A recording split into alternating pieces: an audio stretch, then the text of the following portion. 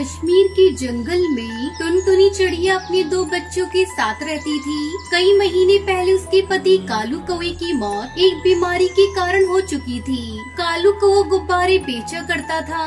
जंगल में बारिश का मौसम शुरू हो चुका था। हे भगवान, 2 दिनों से मूसलाधार बारिश हो रही है जंगल में। घर का सारा राशन भी खत्म हो गया। मेरे बच्चे भूखे हैं। अगर आज भी अपने बच्चों को भोजन नहीं दे पाई तो मेरे बच्चे भूख से तड़प तड़प कर मर जाएंगे। चाहे कुछ भी हो जाए, मुझे कहीं न कहीं से भोजन का जुगाड़ तो करना ही होगा। टुनटुनी हरिया तोता के घर भोजन मांगने के लिए जाती है। तब तक आप लोग कमेंट पे बताएं 49 - 9 कितने होते हैं। हरिया भैया, ओ हरिया भैया, दरवाजा खोलो। मेरे बच्चे भूखे हैं। बारिश में भोजन लाने भी नहीं जा पाई। थोड़ा बहुत मेरे बच्चों के लिए दे दीजिए। मैं तुम्हें भोजन कहाँ से दूं टुनटुनी? मैं भी तो बारिश की वजह से ही 2 दिनों से घर पर बैठा हूँ। घर में पड़े पड़े मेरे सारे मिट्टी के बर्तन खराब हो रहे हैं। अगर तुम्हें भोजन चाहिए तो मेरे इन बर्तनों को बेच दो और फिर मैं जो पैसे दूंगा और उससे तुम अपने बच्चों के लिए भोजन खरीद लेना। लेकिन हरिया भैया, चारों तरफ पानी भरा हुआ है। मैं बर्तनों को बेचने कैसे जाऊंगी? तुम अपने घर जाओ। अगर तुम मिट्टी के बर्तन बेचने नहीं जाओगी तो वैसे भी तुम्हारे बच्चे भूख से तड़प तड़प कर मर जाएंगे। मेरी मानो तो बारिश की चिंता मत करो, अपने बच्चों की चिंता करो और इन मिट्टी के बर्तनों को बेचने चली जाओ। बारिश का मौसम है, मिट्टी के बर्तन हाथों हाथ बिक जाएंगे। ठीक है हरिया भैया, आप कहते हैं तो मैं बर्तन बेचने चली जाती हूँ। टुनटुनी मिट्टी के बर्तन लेकर बारिश में बेचने के लिए निकल जाती है। मिट्टी के बर्तन ले लो, मिट्टी के बर्तन, सस्ते अच्छे बर्तन ले लो, मिट्टी के बर्तन ले लो। टुनटुनी की आवाज सुनकर सुंदरी कौवी अपनी खिड़की से टुनटुनी को आवाज लगाती है। अरे वाह, इस बारिश में तो मिट्टी के बर्तनों में खाना खाने में मजा आ जाएगा। अरे बर्तन वाली, इधर तो लेकर आ, ये बर्तन पक्के तो है ना?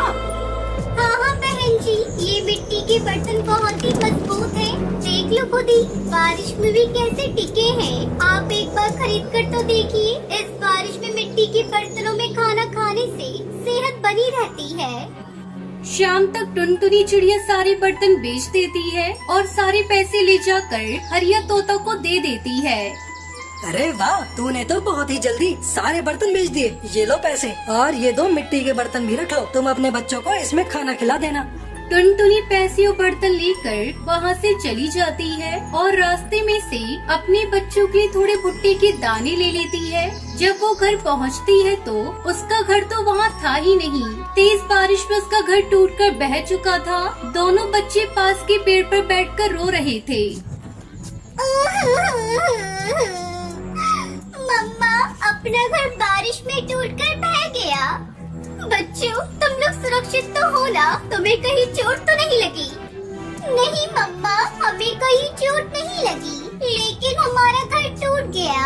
अब हम कहाँ रहेंगे मम्मा? अभी तुम लोग घर की चिंता मत करो। ये लो कुछ भुट्टे के दाने हैं, इसे खाकर अपनी भूख मिटाओ। तभी वहाँ से एक परी गुजर रही होती है। वो उस बेसहारा माँ को देखकर रुक जाती है। क्या हुआ चिड़िया रानी, तुम उदास क्यों हो?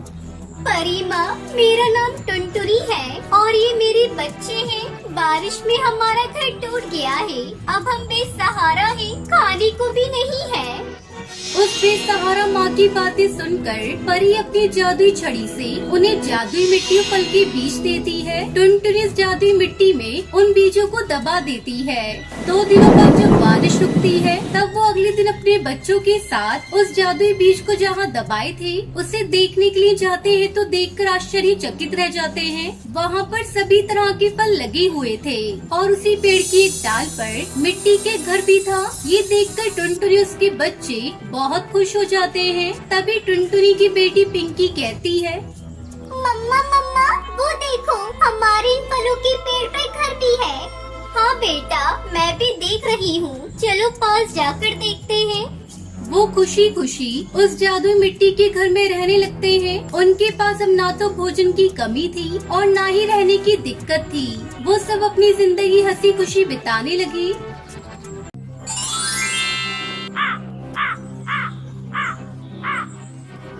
किसी जंगल में टुनटुनी चिड़िया अपने मम्मी पापा के साथ रहा करती थी। उसे गाना गाना बहुत ही पसंद था, इसलिए वो अपनी पढ़ाई के बाद जो समय मिलता उसमें गाना सीखा करती थी। तू नहीं तो ये रुत, ये हवा, क्या करूं, क्या करूं। तू नहीं तो ये रुत, ये हवा, क्या करूं। दूर तुझसे मेरे के बता, क्या करूं, क्या करूं। सुना सुना है जहां, अब जाऊं मैं कहां। बस इतना मुझे बतला जा। भीगा भीगा है समा, ऐसे में है तू कहाँ। मेरा दिल पुकारे। एक दिन जब अपनी सिंगिंग क्लास से घर आई तो वो अपनी माँ टोनी से कहती है, अरे अम्मा, मैंने सिंगिंग पूरी सीख ली है। मैं जल्दी अपना सिंगिंग एकेडमी खोलूंगी, जहाँ मैं गरीब बच्चों को बिल्कुल कम फीस में सिंगिंग सिखाऊंगी। टुनटुनी, अब ये सिंगिंग विंगिंग बहुत हो गया। तुझे सिंगिंग बहुत पसंद थी ना, इसलिए मैंने तुझे आज तक सिंगिंग सीखने से मना नहीं किया। लेकिन अब तू बड़ी हो गई है, कुछ ही दिनों बाद तेरी शादी हो जाएगी, फिर तू अपने ससुराल में जाकर सिंगिंग एकेडमी खोलते रहना। तब तक आप लोग कमेंट पे बताएं 76 - 67 कितने होते हैं। नहीं माँ, मैं अभी शादी नहीं करूँगी, मुझे शादी नहीं करनी। खबरदार, जो तूने इस विषय पे एक बात और बोली तो मैंने तेरी शादी के लिए तेरी मासी से कहा है, कोई अच्छा रिश्ता मिलते ही मैं तुम्हारी शादी कर दूंगी।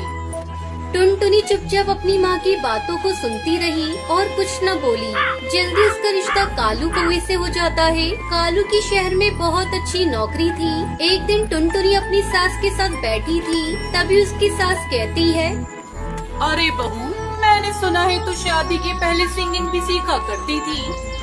हाँ माँ जी, मैंने सिंगिंग सीखी तो है, क्योंकि मुझे गाना गाना बहुत अच्छा लगता है। मैं सोच रही थी अपना सिंगिंग एकेडमी खोलूं और अपने सुनर को आगे बढ़ाऊं। आपका इतना बड़ा घर है, अगर आपकी आज्ञा हो तो मैं अपना सिंगिंग स्कूल खोल लूं।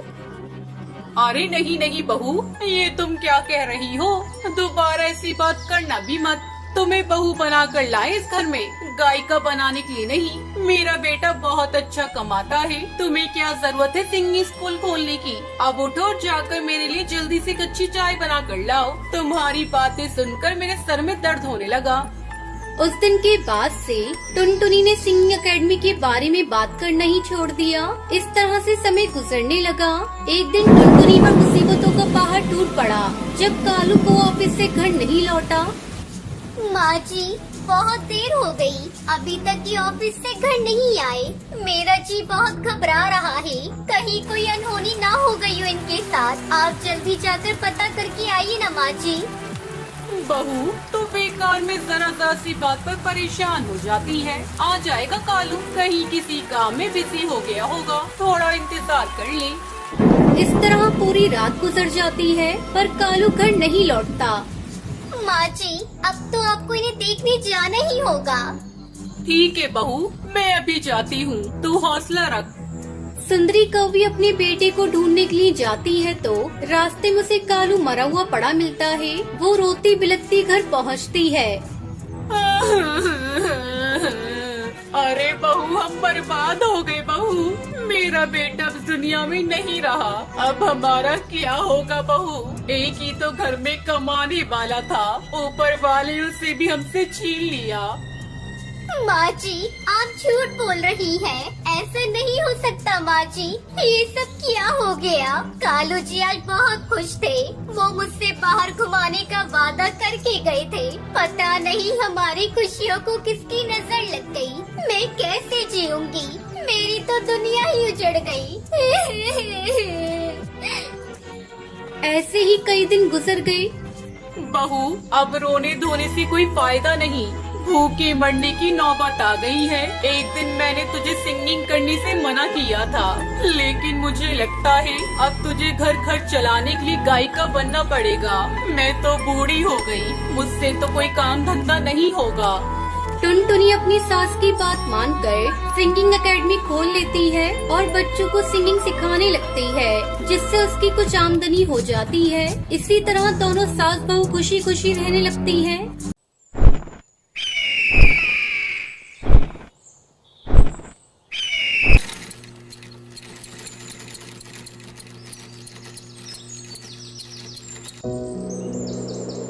हिमाचल के जंगल में कालू कौवा अपनी पत्नी टूनी चिड़िया के साथ रहता था। उसकी बेटी का नाम टुनटुनी था। कालू कौवा एक दर्जी था। जंगल के सभी पक्षी अपने कपड़े कालू से ही सिलवाया करते थे। एक दिन टुनटुनी अपनी सहेली रानी चिड़िया और हरी तोती के साथ खेल रही थी। तभी रानी चिड़िया कहती है, अरे टुनटुनी, तुमने सुना? सेठ जी के बेटे का कल जन्मदिन है। उन्होंने जंगल के सभी पक्षियों को बुलाया है। मैं अपनी मम्मी पापा के साथ जाऊंगी, तू भी जाएगी, बहुत मजा आएगा। अरे ये क्या जाएगी? ये तो गरीब है, इसके पास सुंदर ड्रेस भी नहीं है जिसे पहनकर ये सेठ जी के घर जाएगी। तुझे पता है मेरे पापा मेरे लिए एक नई ड्रेस लेकर आए हैं, मैं उसे ही पहनकर सेठ जी के घर जाऊंगी। अरे हरी तोती, तू ऐसे मत बोल, टुनटुनी को बुरा लगेगा। तब तक आप लोग कमेंट में बताएं 79 into 5 कितने होते हैं। बुरा लगता है तो लगे, मैंने कुछ गलत नहीं कहा। ये गरीब है, इसके पास ढंग के कपड़े भी नहीं है। अच्छा, अब मैं चलती हूँ। मेरे माँ बाप गरीब है तो इसमें मेरी क्या गलती है?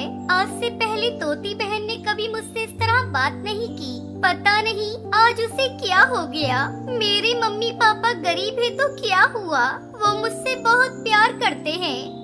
जाने दे टुनटुनी, हरी तोती तो पागल है, उसके मुंह में जो आता है वो बोल देती है। अब तू अपने घर जा, मैं भी अपने घर जाती हूँ, बहुत देर हो गई है खेलते खेलते। टुनटुनी अपने घर जाती है और अपनी माँ टूनी से कहती है, मम्मी, कल सेठ जी की बेटी का जन्मदिन है, हम लोग उपहार में क्या लेकर जाएंगे? क्या बताऊँ बेटा, हमारे पास तो इतने पैसे भी नहीं है कि मैं एक अच्छा सा उपहार खरीद सकूँ। कोई बात नहीं माँ, ये रेशमी कपड़े यहाँ पड़े हुए हैं। मैं सेठ जी की बेटी के लिए इनसे एक सुंदर सा ड्रेस सिल देती हूँ। हाँ टुनटुनी बेटा, ये ठीक रहेगा। तुम अभी से ही ड्रेस सिलना शुरू कर दो, रात भर में ड्रेस सिलकर तैयार हो जाएगा।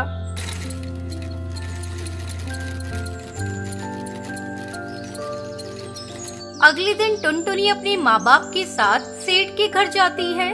टुनटुनी बेटा, हम लोग गरीब हैं, शायद हमें देखकर सेठ जी बुरा ना मान जाए। ऐसा करो, तुम ये उपहार लेकर खुद ही अंदर चली जाओ, हम लोग यहीं घर के बाहर खड़े हैं। ठीक है पापा, मैं अभी उपहार देकर आती हूँ, आप लोग यहीं रहना। टुनटुनी घर के अंदर जाती है।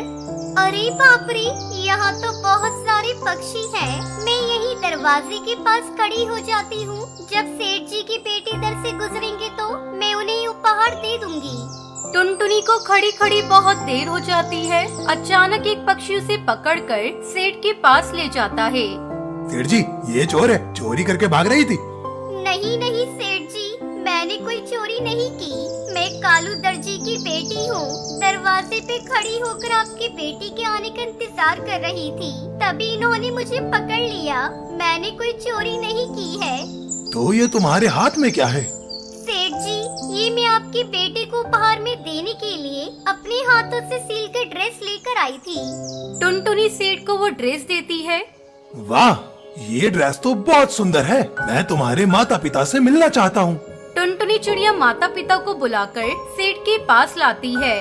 कालू दर्जी, मुझे तुम्हारी बेटी की ये सिली हुई ड्रेस बहुत पसंद आई है। आज से हमारे घर के सारे कपड़े तुम्हारी बेटी ही सिला करेगी। मैं तुम्हें सिलाई के अच्छे पैसे दूंगा।